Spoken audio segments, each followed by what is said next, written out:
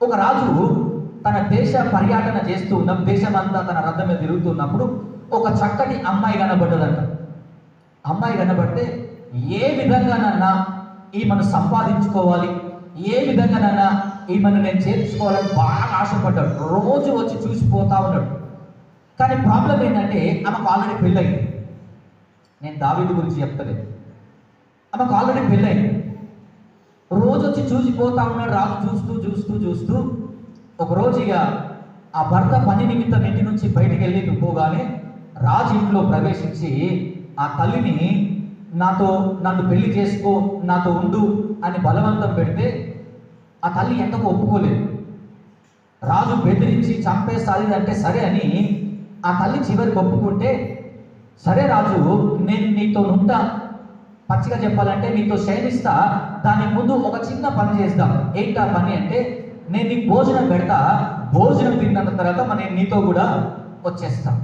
సరే అమ్మ అంటే రాజు కూర్చోగానే వాళ్ళ భర్త తిన్న ప్లేట్ తీసుకొచ్చి పెట్టి వాళ్ళ అన్నం పెడితే రాజు కోపంతో లేచి, నేను రాజుని, ఒకడు ఎంగిల్ చేసిన ప్లేట్లా నాకు అన్నం పెడతావా?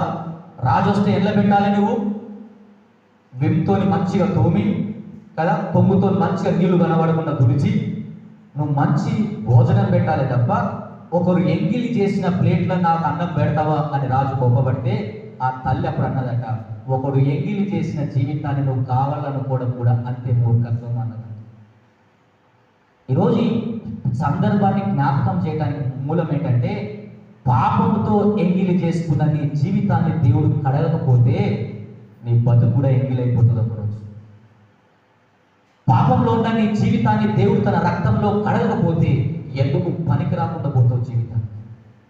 ఆయన కడగాలి నేను. ఆయన రక్తము నీలో ఉన్న పాపమంతా తుడి చేయాలి.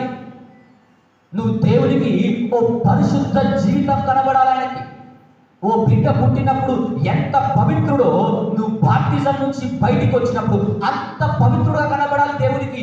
ఆ పవిత్రుడుగా కనబడటానికి నీ విశ్వాసాన్ని బట్టి దేవుడు తన రక్తంతో నిన్ను శుద్ధి చేస్తాడు.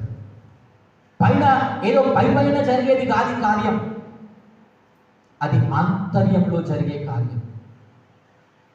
దేవుని ఆత్మ నీ ఆత్మతో చెప్పే వాగ్దానం చేసే దినం, నీ జీవితాన్ని దేవుని కొరకు సమర్పించుకునే దినం అది. అందుకే దాని ఆచారంగా మతపరమైన విషయంగా చూడొద్దు. దాన్ని